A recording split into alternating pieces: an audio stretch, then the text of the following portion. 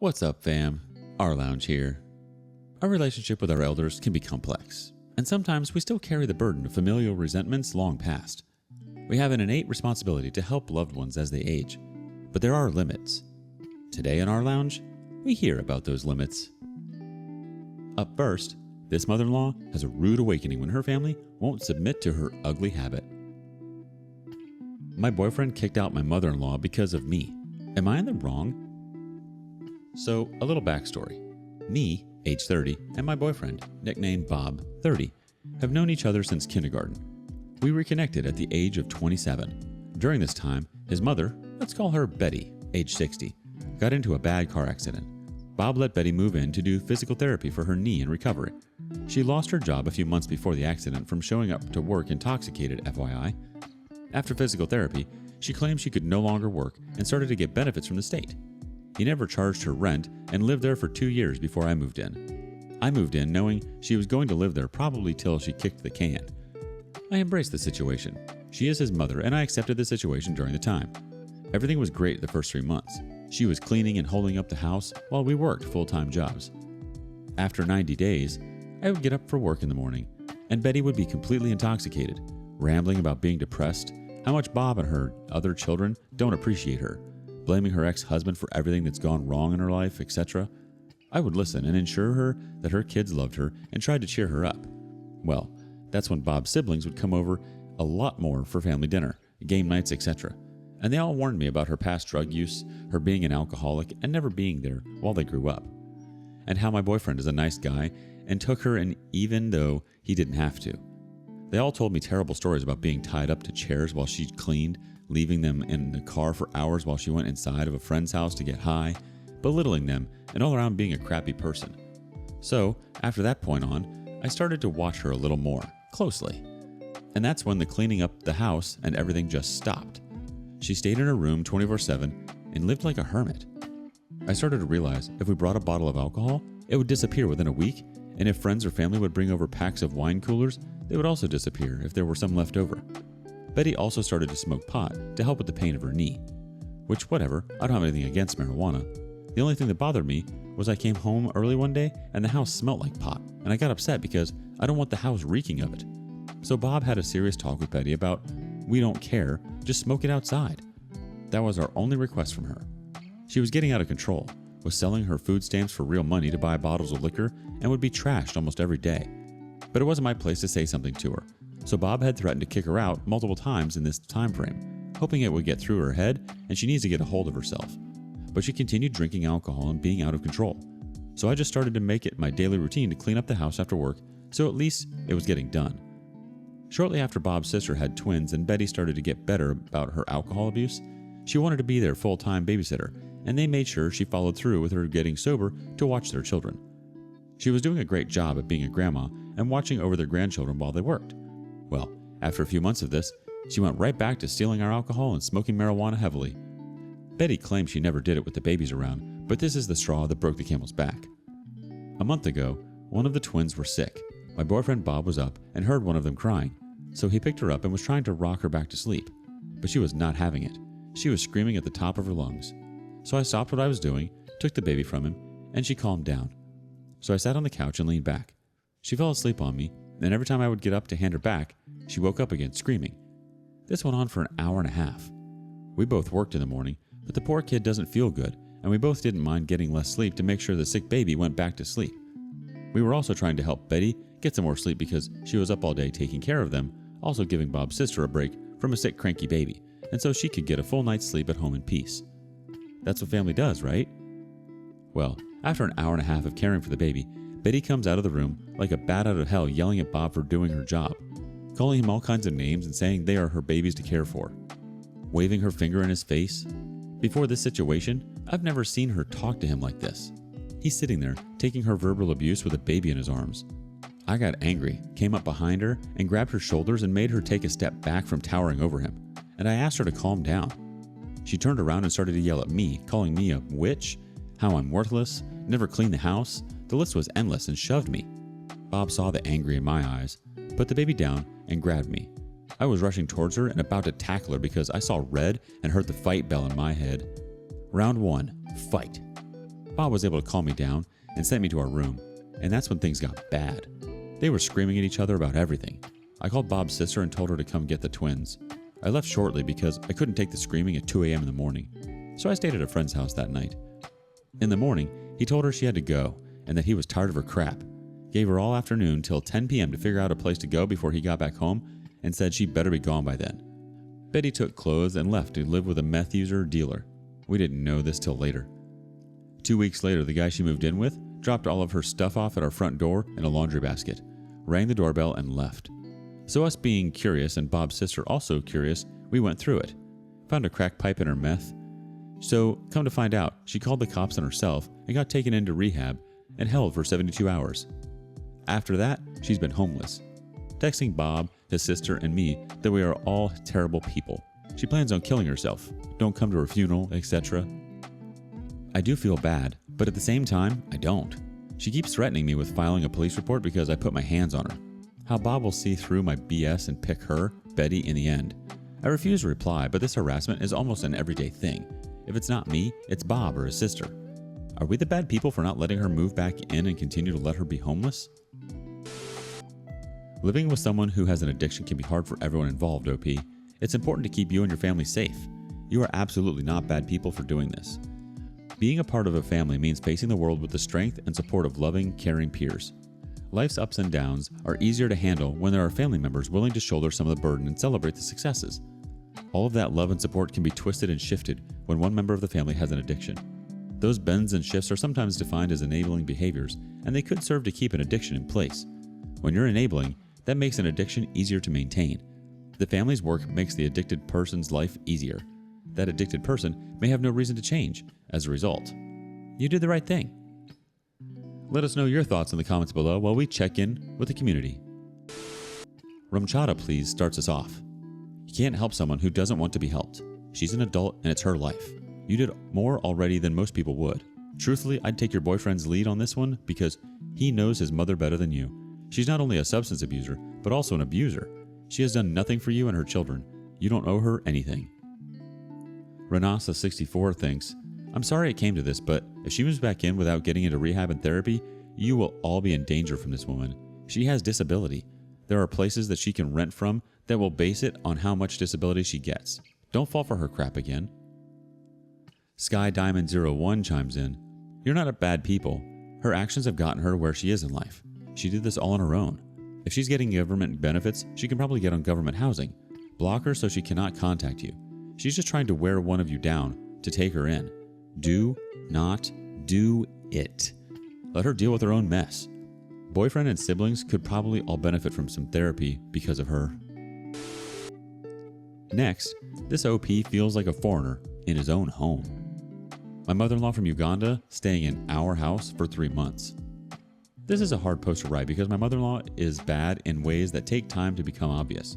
In other words, it's not one big thing. It's a lot of little things. I've been married 10 years. Me, American male, late 40s, ex-military. Married my wife, a Ugandan citizen, late 30s, when she was a graduate student, many years after my discharge. I sponsored her for a green card. We have 3 kids, son 7, and 2 girls, younger, one with special needs. She's a lab assistant at a college. I work from home part-time and I'm a stay-at-home dad and teacher for all of our kids.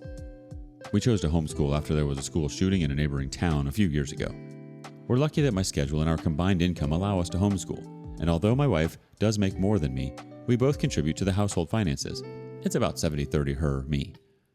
For various reasons, including the pandemic, she's never been back home to Uganda since 2014. In 2018, she brought her aunt, a retired Catholic Mother Superior nun, and her mother over from Uganda for 4 months, both staying with us. It was hell on earth, but somehow I and we survived, and that was that. Her aunt was worse than her mom. So this year, in April, she announced that she's bringing her mother, alone this time, no aunt, over for 3 months. There's no discussion. It is what it is. She spends the $1,700 for airfare, and soon, her mom is here. The mom is visiting on the same pre-pandemic tourist visa from 2018. Gotta get in that last visit before the visa expires in 2023. So this is the hard part to write about. First, the basics. My mother-in-law is 70-ish, with some major health problems. Probably shouldn't be traveling internationally, but of course, my wife could care less about that. She's fluent in 3 different Ugandan languages, Swahili and 2 tribal languages, but does not speak or understand any English. I'm American. I do speak a few phrases in Swahili, but nothing more than, "Where's the bathroom?" and stuff like that. Her mother is also illiterate. She never attended school at all. Even though her sister, my wife's aunt, the nun, does speak English and is very well educated, my mother-in-law was the youngest in their family and got passed over for any education. As a person from the village, and this being only her second time in a Western country, mother-in-law is very traditional, to the point of objectively being super hard to deal with. Let me rattle off a few specifics. She and my wife act more like close sisters or best friends than mother-daughter. Every moment my wife is home from work and mother-in-law is around, it's wall-to-wall chatty chat in their various languages. Even if I did speak Swahili, it would be pointless because they're always switching between African languages and dialects. It's impossible for my kids or me to get a word in edgewise. When I do speak, my mother-in-law actively talks over me and cuts me off, like I'm not there at all. There's nothing wrong with her hearing. Mother-in-law gets all of my wife's attention every waking moment, with the exception of when my wife's at work. My wife will call or text me during the day and say, "Can you give my mom some Tylenol?" Even though her mother is more than capable of opening a bottle of pills and drinking a glass of water. Her health issues are not occupational. Mother-in-law sits around all day and acts totally helpless. A few years ago, we built her a house at her homestead in Uganda. It's the nicest house in the village. She can do things for herself in Uganda, but she comes here and she's totally helpless? I mentioned mother-in-law's health problems. It's mostly bad knees, in particular her right knee. She can walk, but slowly. She used an airline wheelchair at the airports. She also has a COPD-like cough. Hack, hack, hack, all day and night.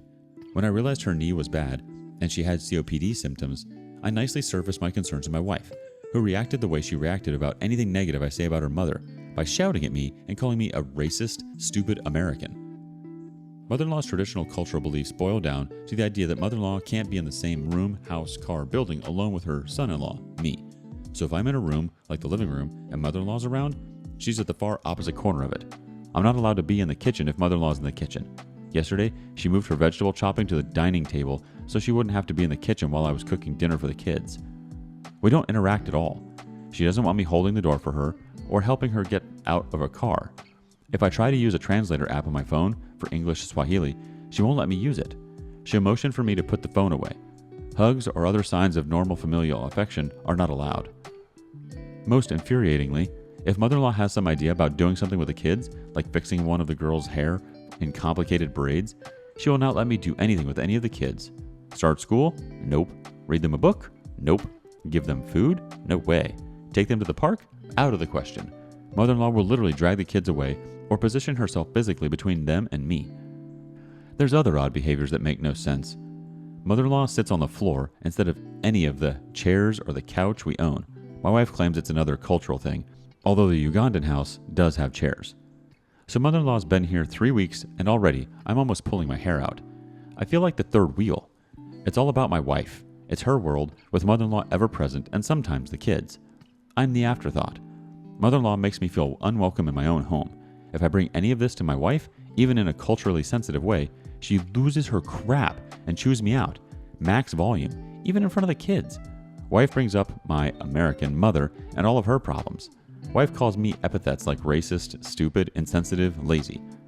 It's not just me. My son, 7, and older daughter, 5, loathe their grandmother and miss having any time with mommy. They've come to me on their own and complain about how mother-in-law monopolizes mommy's time any moment when mommy's home. My wife accuses me of putting anti-grandma ideas in their head. I swear I didn't. Mother-in-law is here until the end of August. After yelling at me and calling me insults, my wife just says I can move out if I don't like her mother.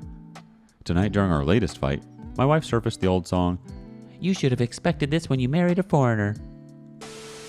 Wow, OP. This is a tough situation. It's hard to communicate with your partner when they aren't willing to listen. For now, it might be best to give them both their space. Your wife didn't see her mother for quite some time. In addition to the language barrier, there may be some history there that your wife hasn't disclosed yet. It might be best to have these conversations when your mother-in-law is back home, OP. Your wife also has a point. There are cultural differences at play. Try to keep an open mind and look at it in an educational way. Try to learn as much as you can, and it might offer a different perspective than what you're used to. And be honest with her as well. Tell her that you want to learn as much as you can to avoid tensions and hard feelings in the future, but also let her know where you stand in terms of the verbal abuse. That's not okay. How do you think OP should approach this situation? Buddy Fluffy from the community says, my mother-in-law is also Ugandan, but she is nothing like this. Granted, she's highly educated and lives in Kampala, but this does not seem like purely cultural. I'm a woman, so I'm sure that makes a difference, but my mother-in-law has always been warm to me. She can be very overbearing and nearly impossible to communicate with, but she's sweet. The real problem here is your wife. Even the small issues I have with my mother-in-law, my husband respects and will help me communicate with her about them. If she refuses to listen, then I would refuse to put up with it. Take your kids and go stay somewhere else. Arikara chimes in next. Your wife doesn't respect you. A relationship is set to doom without respect. Maybe I suggest you leave the house for a month. Make up something for your own sanity. This sounds like hell. Moving on to Glum Asparagus' thoughts. Your wife does not respect you. I hate to say this, but grab your kids and go stay with your parents or other family for a few weeks.